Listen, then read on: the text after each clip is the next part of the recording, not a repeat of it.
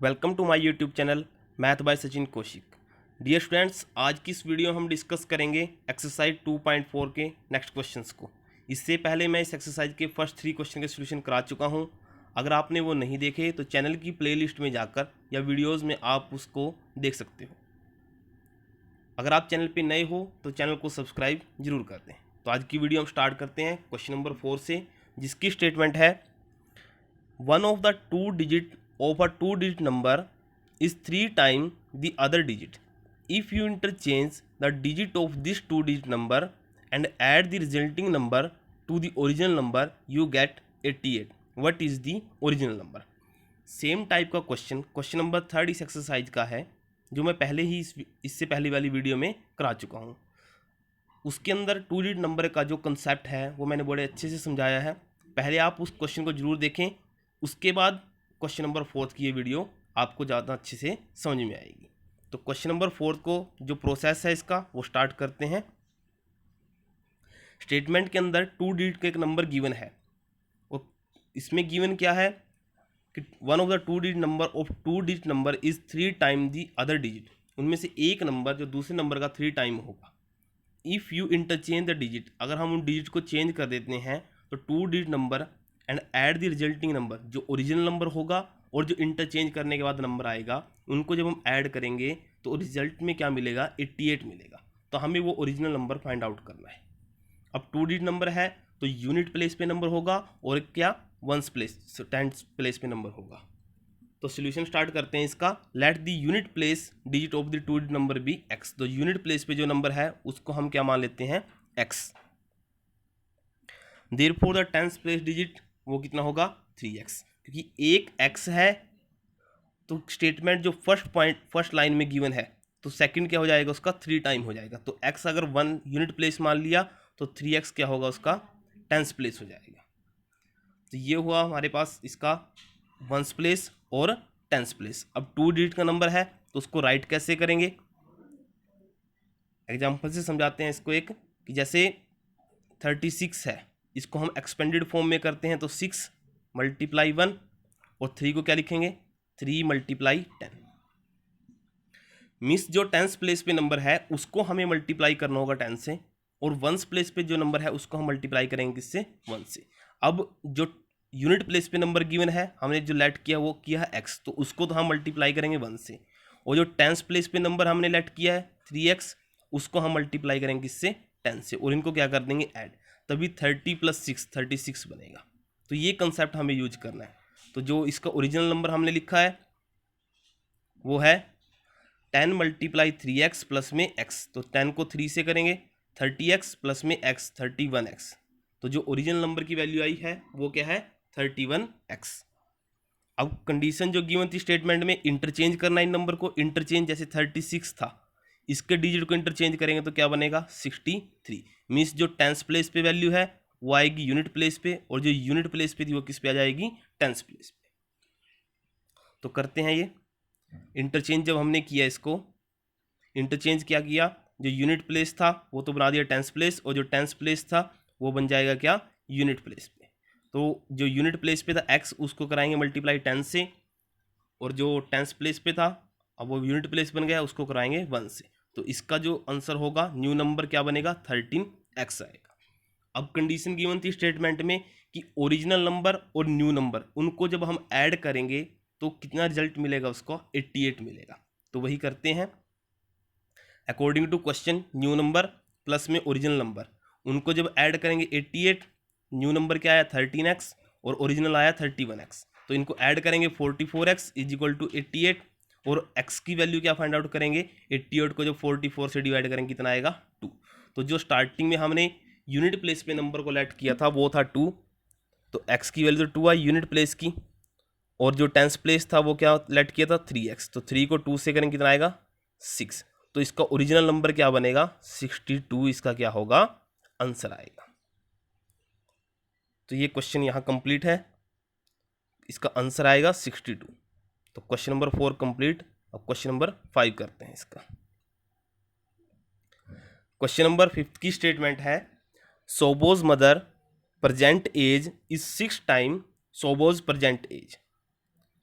सोबोज age 5 years from now will 1/3 of his mother present age, what are their present age. तो इसके अंदर सोबोज है, उसकी और उसकी मदर की एज के बीच में रिलेशन गिवन है।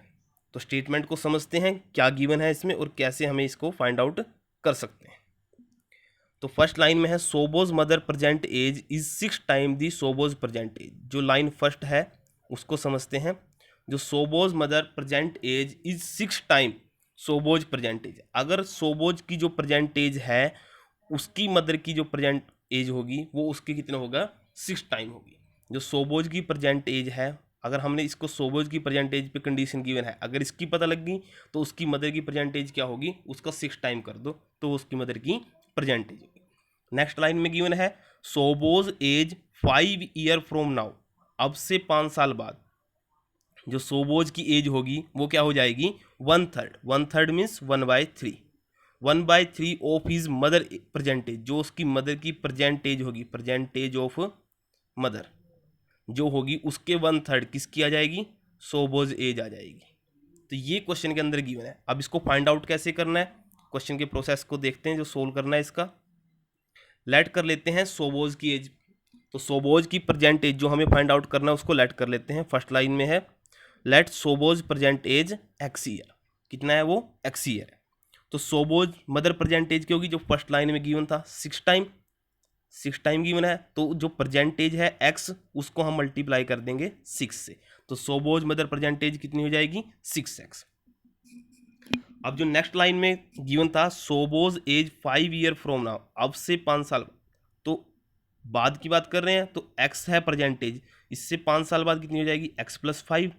जो ये एज आई है ये एज क्या होगी, 1/3 ऑफ हिज मदर प्रेजेंटेज, जो उसकी मदर की प्रेजेंटेज होगी, प्रेजेंटेज कितनी है 6x है, उसका कितनी हो जाएगी 1/3। तो ये क्वेश्चन की स्टेटमेंट थी जो उसको मैथमेटिकल फॉर्म ये बनती है इसकी कि x + 5 years from now will 1/3 of his mother percentage, उसकी मदर की प्रेजेंटेज की 1/3 हो जाएगी, प्रेजेंटेज 6x है और उसकी 1/3 हो जाएगी। बस अब यहाँ से x की वैल्यू फाइंड आउट करनी है। तो कैसे करेंगे इसको, जो ये गिवन है x + 5 = 1/3 इंटू में 6x। अब 3 से 6 को कैंसिल आउट करते हैं 2 पे, 2x आएगा। तो स्टेटमेंट क्या बनेगी, x + 5 = 2x।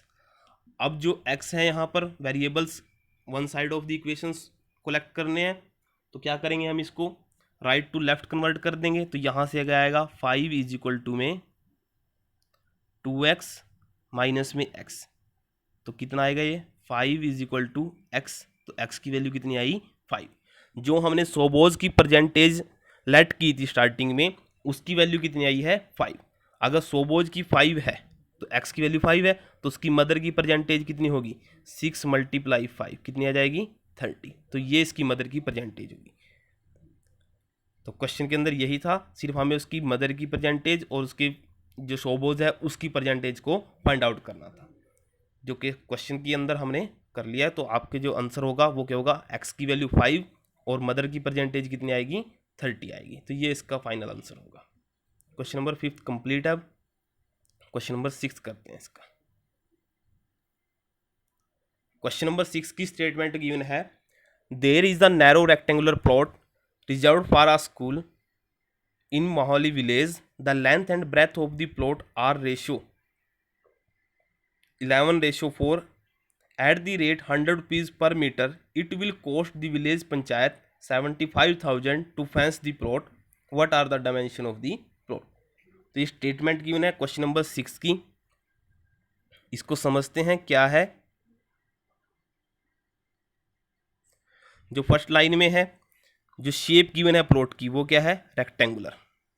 अब रेक्टेंगुलर प्लॉट गिवन है हमें, उसके बाद गिवन है length and the breadth of the plot are in the ratio. अब रेशियो में गिवन है 11:4।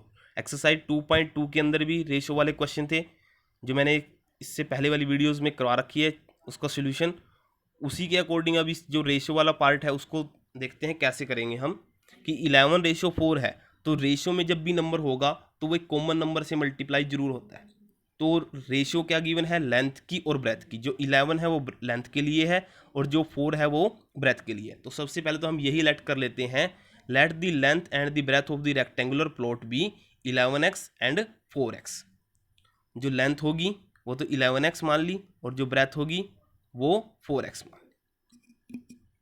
अब नेक्स्ट लाइन में गिवन है at the rate 100 rupees per metre, 100 rupees per metre पर it will cost village panchayat 75,000 to fence the plot. Plot को fence करने के लिए कितना कॉस्ट लगा? 75,000। और 1 मीटर पर कॉस्ट कितना आ रहा है? 100 रुपीज़। तो इससे हम क्या निकाल सकते हैं? जो फेंस है वो क्या हो गया? Complete boundary. जैसे आप ये पार्ट है इसका, रेक्टेंगुलर पार्ट है, इसको जब हम कवर करेंगे, फेंस करेंगे इसको, ये फेंसिंग हुई इसकी, तो इस फेंसिंग का जो कॉस्ट है कंप्लीट का 75,000 दिया। और इसका जो स्मॉलर पार्ट है 1 मीटर, अब जो लेंथ गिवन है वो मीटर में गिवन है हमें, तो 1 मीटर पर जो कॉस्ट आ रहा है इस कंप्लीट को फेंस करने में कॉस्ट तो है 75, और 1 मीटर पर जो कॉस्ट आ रहा है वो कितना है? 100 रुपीज़। तो अगर हम जो टोटल कॉस्ट है उसको 1 मीटर कॉस्ट से डिवाइड कर देते हैं तो जो फेंस बनेगा वो फेंस क्या हुआ? कवर दी बाउंड्री ऑल, जो गिवन शेप है उसकी हर एक उसकी बाउंड्री को कवर किया है। तो बाउंड्री को जब कवर कर रहे हैं तो वो क्या बन जाता है? उसका पेरीमीटर। अगर पेरीमीटर की वैल्यू आ गई तो लास्ट में हमें क्या फाइंड आउट करना है? इसका डायमेंशंस को। What are the dimension of the plot. तो स्टेटमेंट ये है, इसको करते हैं अब क्या। जो गिवन था 11:4 हमने लेट कर लिया था उसको 11x और 4x। अब जो फेंसिंग की बात है, फेंसिंग के केस में हमें क्या मिलेगा? पेरीमीटर जरूर मिलेगा उस शेप का, चाहे वो रेक्टेंगल हो, स्क्वायर हो, रोम्बस हो, पैलोग्राम हो या ट्रायंगल हो। तो उसके अंदर हमें टोटल पार्ट गिवन है, टोटल कॉस्ट गिवन है इसका, और 1 मीटर के लिए भी कॉस्ट गिवन है। तो हम क्या करेंगे? जो टोटल कॉस्ट होगा उसको कॉस्ट ऑफ 1 मीटर से डिवाइड कर देंगे। तो जो वो वैल्यू आएगी वो वैल्यू क्या होगी? पेरीमीटर होगी उस शेप की जो भी गिवन है। अब इस क्वेश्चन में रेक्टेंगुलर है तो रेक्टेंगुलर का क्या आ जाएगा? ये पेरीमीटर आ जाएगा। तो इसका जो पेरीमीटर होगा कितना आएगा? 750 मीटर, 750 मीटर इसका क्या होगा? पेरीमीटर होगा। अब हमें फाइंड आउट करना था इसका क्या? डायमेंशंस को। डायमेंशन मींस उसकी लेंथ की वैल्यू और उसकी ब्रेथ की वैल्यू, क्योंकि हमने लेट की एक अननोन नंबर के साथ मल्टीप्लाई करके लेंथ और ब्रेथ की वैल्यू को। तो पेरीमीटर की वैल्यू आ गई। उसके जो पेरीमीटर का फॉर्मूला होता है रेक्टेंगल का, वो क्या होगा? 2 × में लेंथ प्लस ब्रेथ, ये होगा। तो क्वेश्चन के अकॉर्डिंग अब करते हैं इसको। जो पेरीमीटर की जो कॉस्ट है वो क्या होगा? अब इसका 750, ये पेरीमीटर की वैल्यू है, और ब्रेथ इसकी पेरीमीटर का फॉर्मूला था 2 × में लेंथ प्लस में ब्रेथ। तो ये फॉर्मूला लगाया। तो 11x + 4x कितना आ जाएगा? 15। 15 को 2 से करेंगे 30x, 30x = 750। तो 30x = 750 है। तो यहाँ से x की वैल्यू कितनी आएगी? 750 को 30 से डिवाइड करेंगे, 0 से 0 कैंसिल आउट, और 3 से 75 को करेंगे कितना आएगा? 25। तो ये आया x की वैल्यू। अब x की वैल्यू 25 है, तो हमने जो लेंथ की वैल्यू मानी हुई थी वो थी 11x, और ब्रेथ के लिए क्या लेट किया था? 4x। तो क्वेश्चन को क्या करेंगे? अब उसकी वैल्यू फाइंड आउट करेंगे।